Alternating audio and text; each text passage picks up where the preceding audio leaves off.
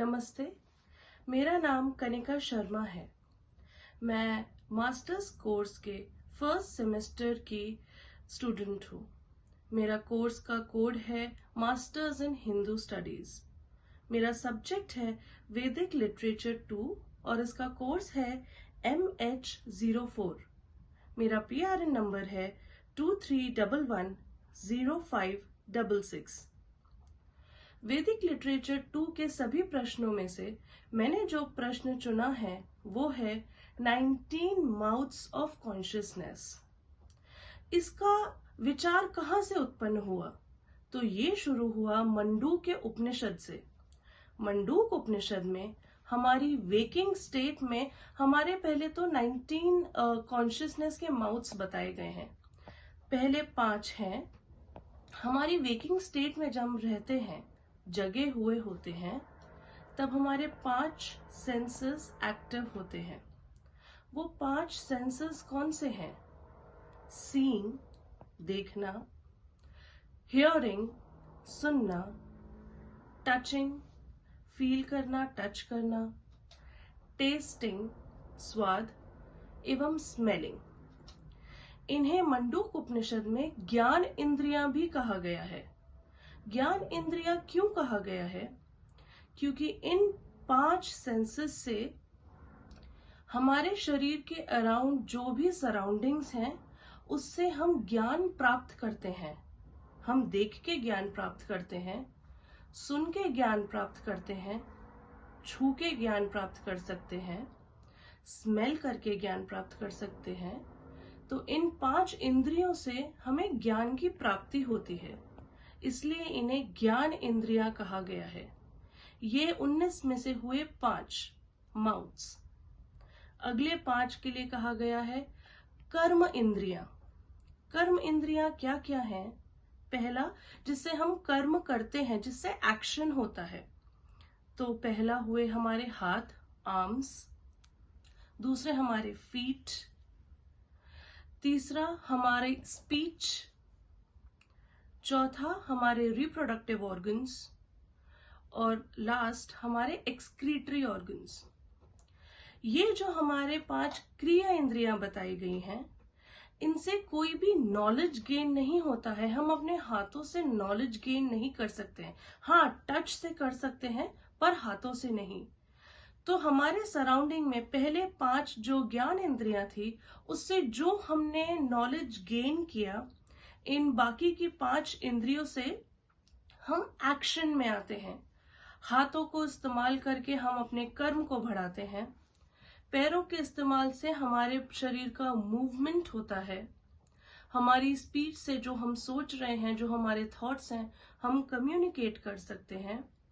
हम reproductive organ से हमारी जनरेशन को आगे बढ़ा सकते हैं और आगे उन्हीं जनरेशन में ज्ञान को बढ़ावा दे सकते हैं।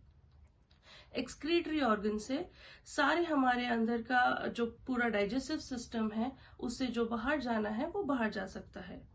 ये हुई 10, 5 ज्ञान इंद्रियां और 5 क्रिया इंद्रियां। उसके बाद है 5 सेंसेस, 5 प्राण जिसे कहते हैं। पहला हुआ, ये रिलेटेड है ब्रीदिंग से। पहला है प्राण।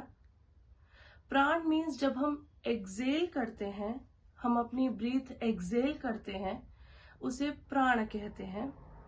आपना, आपना मीन्स जब हम इनहेल कर रहे हैं, उसे हम आपना कहेंगे। व्यान, व्यान इज हमारे बॉडी का ब्लड सर्कुलेशन जो है, उसे हम व्यान कहेंगे। प्राण जब हमने एक्सेल किया।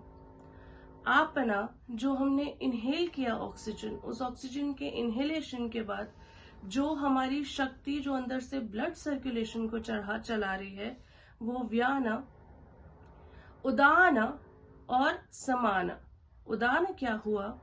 उदान जो हमारे मुख से, एपिग्लॉटिस से हम फूड अंदर इनहेल करते हैं, फूड को जो पुश करता है हमारे शरीर में, जो अंदर पुश कर रहा है, वो उदान।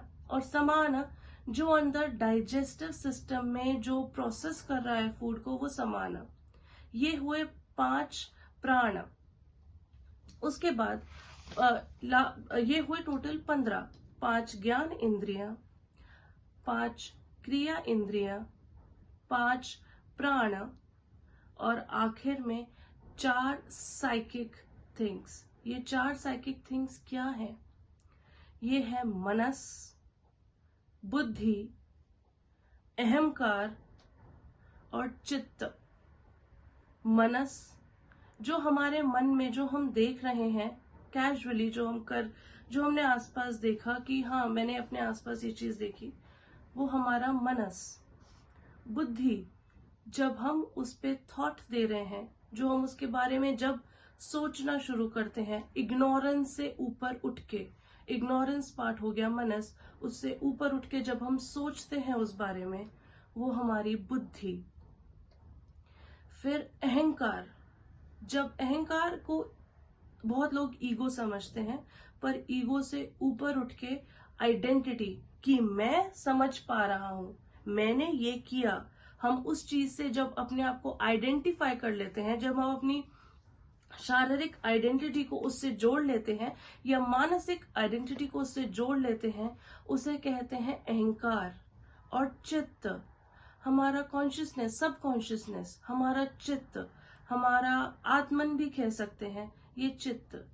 ये हुए 19, 5 ज्ञान इंद्रियां, 5 कर्म इंद्रियां, 5 प्राण और 4 साइकिक एनर्जीज।